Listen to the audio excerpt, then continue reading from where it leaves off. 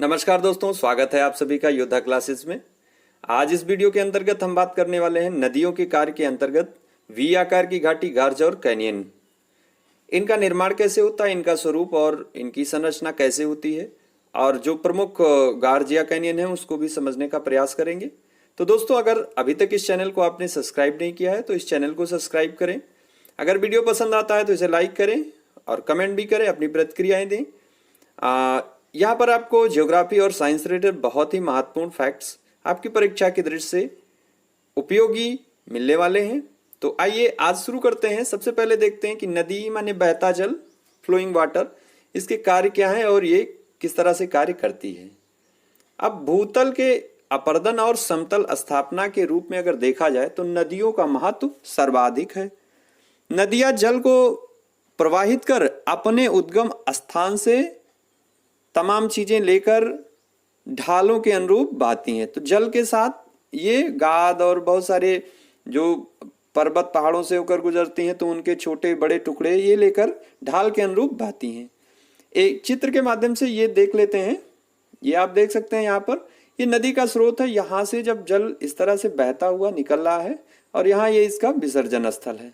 ठीक है, अभी इसको वापस इस चित्र पर आएंगे और विस्तृत और देखेंगे कि कैसे कौन कौन सी आकृतियां बनती हैं। तो ये हो गया नदियों का कार्य। अब इस नदियों के कार्य में इसमें दो प्रमुख कार्य हो गए, आपकी अपर्दनात्मक यानी इरोजनल और डिपोजिशनल यानी आपका निक्षेपात्मक। तो इसमें इसके अंतर्गत क्रियाएं कौन कौन सी हैं? अपघर्षण, घोलन, सन्निकर्षण और जलगत क्रिया। ये सारी जो क्रियाएं हैं इसके बारे में हम पहले वीडियोस में बता चुके हैं। तो अब कौन सी इरोजनल स्थलाकृति बनती हैं और कौन सी डिपोजिशनल स्थलाकृति बनती हैं, ये आप यहाँ पर देख पा रहे होंगे। अपर्दनात्मक या इरोजनल जो स्थलाकृतियां हैं वो वी आकार की घाटी, गार्ज और कैनियन, जलप्रपात, छिपिकाएं, जलगर्तिका, नदी विसर्ग, संरचनात्मक सोपान, नदी वेदिका, क्वेस्टा, संप्राय मैदान। उसी तरह से निक्षेपात्मक मैदान में जो प्रमुख स्थलाकृतियां हैं वो है जलोढ़ पंख, जलोढ़ शंख, बालू का पुलिन और आपका प्राकृतिक तटबंध, बाढ़ का मैदान और डेल्टा। तो आज हम जो बात करने वाले हैं वो बात हम करने वाले हैं आपके वी आकार की घाटी, गार्ज और कैनियन के बारे में। इसको समझने का प्रयास करेंगे।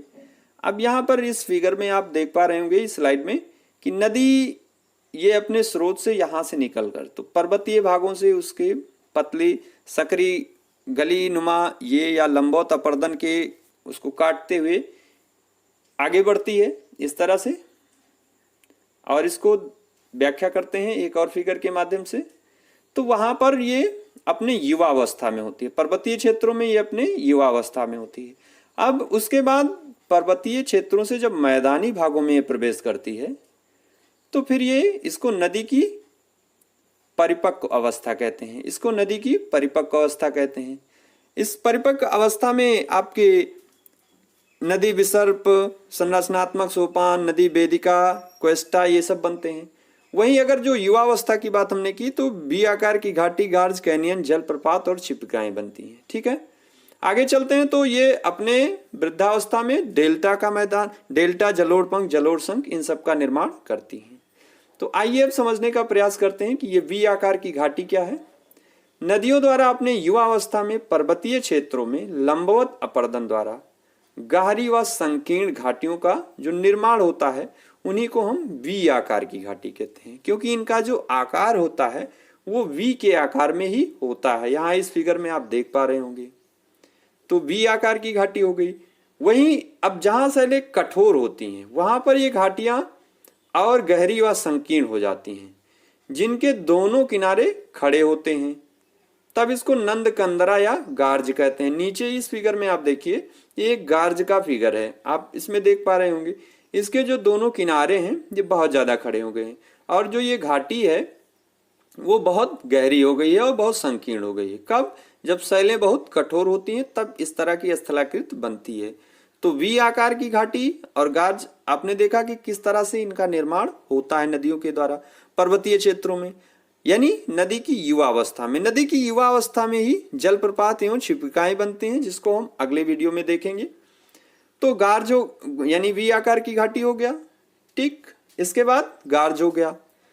आगे हम कैनियन को भी देखेंगे। अब गार्ज के अगर कुछ उदाहरणों की बात करें तो जैसे आपका सिंधु गार्ज है, भारत में देखें सिंधु गार्ज अपने सिंधु नदी पर, सिपकीला गार्ज अपने जो है सतलज नदी पर, दिहांग गार्ज अपने ब्रह्मपुत्र नदी पर स्थित है। अब यही गार्ज बाद में विकसित होकर दर्रों का निर्माण करते हैं। और दर्रा मतलब अनुप्रस्थ संकरी द्रोणी, ट्रांसवर्स नैरो बेसिन, जिसका निचला भाग यानी ये पर्वतीय क्षेत्रों में एक स्थल भाग से दूसरे स्थल भाग को जोड़ने का काम करती हैं। तो भारत के दर्रे या विश्व के जो दर्रे हैं उसको भी हम एक अलग वीडियो में देखेंगे। गार्जेस ही विकसित होकर क्या बनता है, दर्रे बनते हैं। अब आइए कैनियन को देखते हैं कि ये कैनियन क्या है। कैनियन वास्तव में पठारी भाग में जब शैलें वहां आड़ी तिरछी बिछी होती हैं और वर्षा भी वहां जब कम होती है तो उस स्थान पर बहने वाली जो नदी की घाटी है वो और ज्यादा गहरी और तंग हो जाती है। तो ऐसी ही तंग घाटी को कैनियन या आई आकार की घाटी कहते हैं। ये एकदम गहरी सीधी संकीर्ण घाटियां होती हैं। ठीक है, अब कैनियन का जो निर्माण होता है वो अवसादी चट्टानों के क्षैतिज स्तरण वाले वितरण वाले भागों में या क्षेत्रों में होता है। इसको आप याद रखिएगा। वास्तव में ये होते क्या है, गार्ज के ही दूसरे रूप हैं। अब गार्ज जो है वो कठोर चट्टानों में बनता है, वहीं अपना जो कैनियन है ये आपका अवसादी चट्टानों के क्षैतिज स्तरण में बनता है, इनका निर्माण होता है। उदाहरण की बात करें तो ग्रैंड कैनियन जो कोलोराडो नदी यूएसए में है, कोलोराडो के पठार में, ये बहुत महत्वपूर्ण है। तो आज हमने समझने का प्रयास किया, बहुत छोटा वीडियो है, कि वी आकार की घाटी, गार्ज और कैनियन इनका निर्माण कैसे होता है। इसके अगले वीडियो में हम बात करेंगे जलप्रपात और छिपकाओं में, जो थोड़ा बड़ा वीडियो होगा, जिसमें विश्व के प्रमुख जलप्रपात, भारत के प्रमुख जलप्रपात, छिपकाएं क्या होती हैं, उनका निर्माण कैसे होता है, इन सब पर बात करेंगे। तो मुझे आशा है कि वीडियो ये आपको पसंद आया होगा। इसके क्रम में जो अगला वीडियो आप देखेंगे तो वो अब बहुत आसान होगा। अब अगर वीडियो आपको पसंद आए तो इसे लाइक करें, दूसरों में शेयर करें। भाई ये आपके लिए है, आप सभी लोगों के लिए, आप अपनी तैयारियों को कैसे और गति दे सकते हैं। चैनल को सब्सक्राइब अवश्य कर लें, नोटिफिकेशन बेल को ऑन कर लें, जिससे हर नए वीडियो पर आपको नोटिफिकेशन मिलता रहे। आप सभी पढ़ते रहें, मस्त रहें, स्वस्थ रहें। Bye bye.